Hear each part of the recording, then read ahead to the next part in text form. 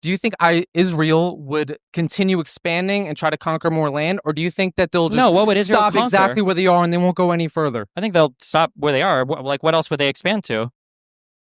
They would expand throughout the whole Middle East. Where would the next place they would go be? So from your worldview, you think Israel is only taking a complete defensive position, no offense position whatsoever in the Middle East? Offense position is a lot different than we'll conquer territory.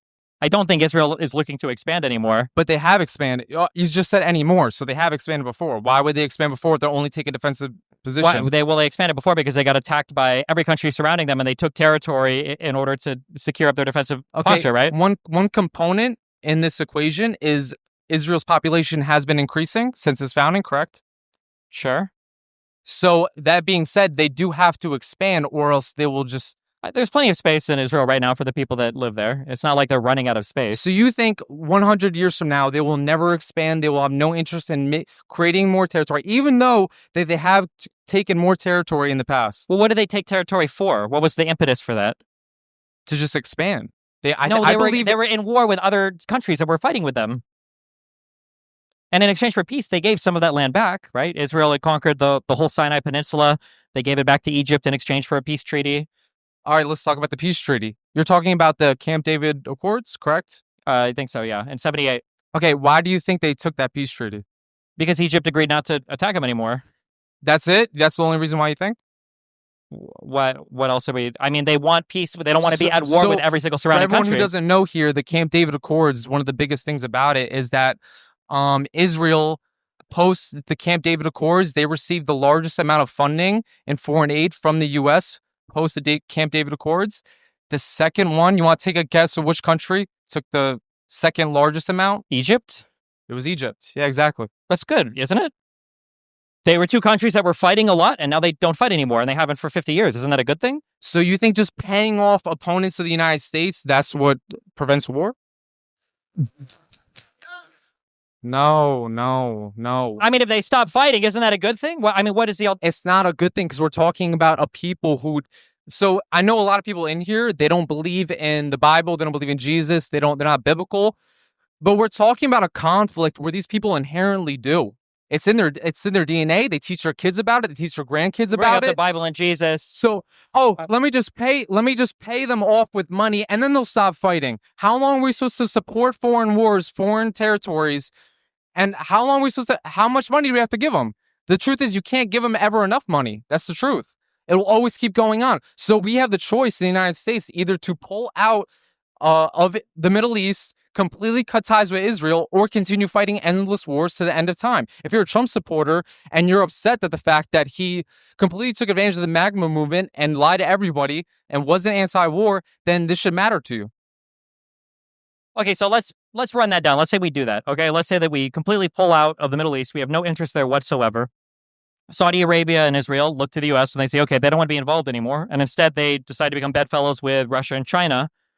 Let's say that we come to our next OPEC, oil price manipulation period or whatever, and you start to see oil prices rise, or it's just rising for the United States, or Russia, China, Middle Eastern countries, everybody that kind of controls access to the Suez is going to start cutting off U.S. shipping. What does the U.S. do at that point?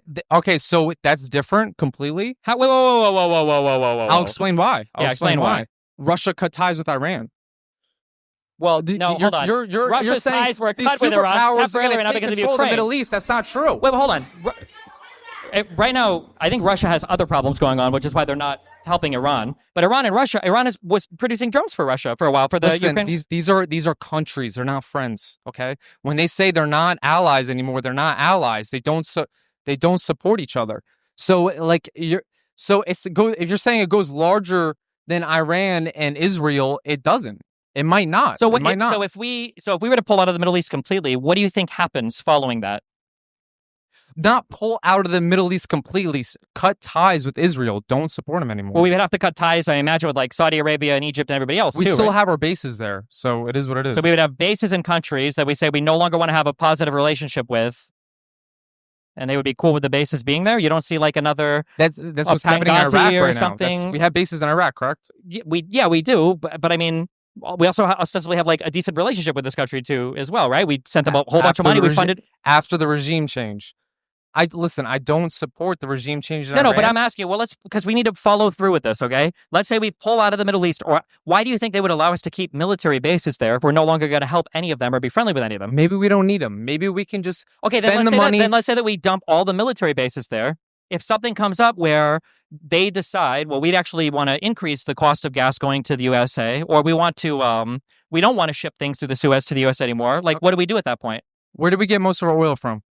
Right now, probably between us refining our own in Canada. Okay, in the Middle East, where do we get the most oil? The largest exporter individually, my guess is Saudi Arabia. I'm not Saudi sure. Arabia. Is Saudi Arabia involved in Israel conflict whatsoever? Yes. Are they? How? The Saudi Arabia is incredible. There's a reason why the most thing that came out of Saudi Arabia recently was a meanly worded letter saying, we hope that you guys are careful when you bomb Iran's nuclear enrichment plants. Iran attacked Saudi Arabia. The Abraham Accords created normalization in the Middle East. Saudi Arabia is one of the biggest countries who support that. So Saudi Arabia didn't technically join the Abraham Accords, although there might have been a path there. But the Abraham Accords is about peace with Israel, not the United States, right? No, that's between Israel and the surrounding Middle East, the Abraham Accords. And some other countries, yeah.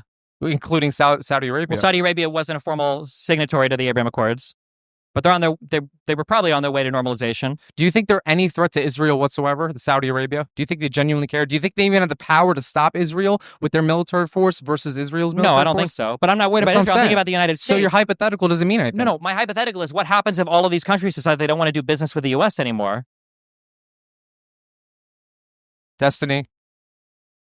We don't need Israel. I'm sorry to be the one to tell you this. What about OPEC? We don't need it. We don't need it. What about OPEC? We don't need to go to war, guys. We don't need Israel. We don't need to have a regime change in Iran. Israel has a nuclear bomb. Iran can too. It's okay. Okay, so if that whole region was unfriendly or hostile towards the United States, you think that life would go on as normal and that wouldn't impact anything whatsoever for us? No, it would 100%. Trade wars and whatnot. But like that's listen. The Earth keeps turning. Am I wrong? Like, okay. Final words. Okay, go give us our final words. Yeah. How do you feel about that? What he just asked? What did he say? Something about no? Is Nick Fuentes here? I don't think he is allowed to go to the Bronx. Is he? No. He's not. No, he's not. No, he's not. She asked why this particular conflict made me change my mind on Trump's foreign policy in the Middle East, or just in Trump in general, why I support him. We talked about tariffs, trade wars, finances, economy. We haven't really touched on cultural issues yet, but that is a factor.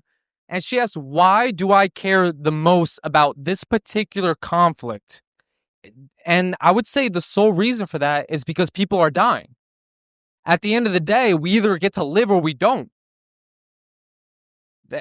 Someone laughed, but it's not funny. It's not funny. I mentioned before, 48,000 Palestinians died. We need to stop all wars. I'm pro peace. I'm pro peace.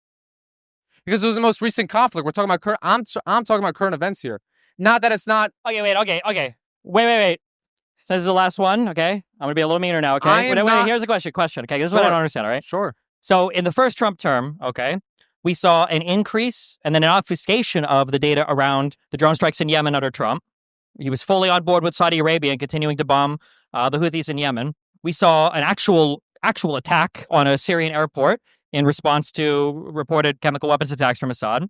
We saw a complete dereliction of our responsibility and duties to the Kurdish people that were helping us in Syria. We abandoned them to be laid waste to by Turkey. We saw zero progress whatsoever in the Ukrainian-Russian war. We saw a total simp fest for Israel and acknowledging the moving of the embassy, in acknowledging that we were going to do the Abraham Accords while totally neglecting the Palestinian issue. The whole border riots, the Great March of Return, all happened under Donald Trump there. When you look at Donald Trump's foreign policy in his first term, I don't know what you could have ever seen there that would have made you think, wow, this is the president of peace. Exactly. That's why when I researched all this at 12 o'clock in the morning off half a Red Bull, I realized that him pulling out of the Iranian deal was one of the factors that led us here. Donald Trump is not anti-war. He led off that campaign claiming he was anti-war. He's not. So yeah, I kind of agree with you, but at the same time, can you name some points that the Biden administration has done to prevent deaths in Ukraine and in the Middle East? So for Ukraine and the Middle East, I mean, they announced ahead of time that the invasion was going to happen. Biden did his best to try to rope together as many people as he. I mean, it's better than the Trump admin that didn't even announce to Democrats working in the intelligence committee that we were going to go and bomb Iran. I mean, 48,000, Destiny, 48,000. No, 48,000 what?